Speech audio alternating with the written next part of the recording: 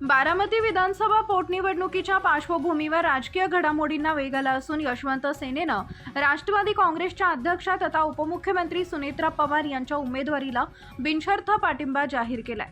दिवंगत उपमुख्यमंत्री अजित पवार यांनी बारामतीत निर्माण केलेली विकासाची गती आणि तालुक्यातील सामाजिक एकोपा अबाधित ठेवण्यासाठी हा निर्णय घेतल्याचे यशवंत सेनेनं स्पष्ट केलंय। या संदर्भात यशवंत सेनेचे प्रदेशाध्यक्ष प्राध्यापक माणिकराव दांगडे पाटील, उद्योजक संग्राम सोरटे, दत्ता माळशिकारे यांच्यासह पदाधिकाऱ्यांनी मुंबईतील देवगिरी निवासस्थानी सुनेत्रा पवार आणि खासदार पार्थ पवार यांची भेट घेतली।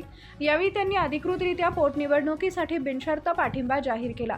यावेळी प्राध्यापक दांगडे पाटील म्हणाले की बीके कोकरे प्रणित यशवंत सेना ही राज्यातील धनगर समाजाला एनटी आरक्षण मिळवून देणारी नोंदणीकृत संघटना आहे। समाजाच्या एसटी प्रवर्ग आरक्षणाच्या अंमलबजावणीसाठी आणि इतर मागण्यांसाठी यापूर्वी तत्कालीन उपमुख्यमंत्री अजितदादा पवार यांनी माजी मुख्यमंत्री एकनाथ शिंदे व विद्यमान मुख्यमंत्री देवेंद्र फडणवीस यांच्याकडे पाठपुरावा केला होता। बारामतीच्या सर्वांगीण विकासात तसेच सहकार पणन आणि स्थानिक स्वराज्य संस्थांमध्ये धनगर समाजाला वेळोवेळी संधी देण्यात आली आहे। सध्या सुरू असलेली विकासाची गती आणि सामाजिक सलोखा कायम ठेवण्यासाठी यशवंत सेना सुनेत्रा पवार यांच्या प्रचारात सक्रिय सहभाग घेणार असल्याचं त्यांनी सांगितलंय।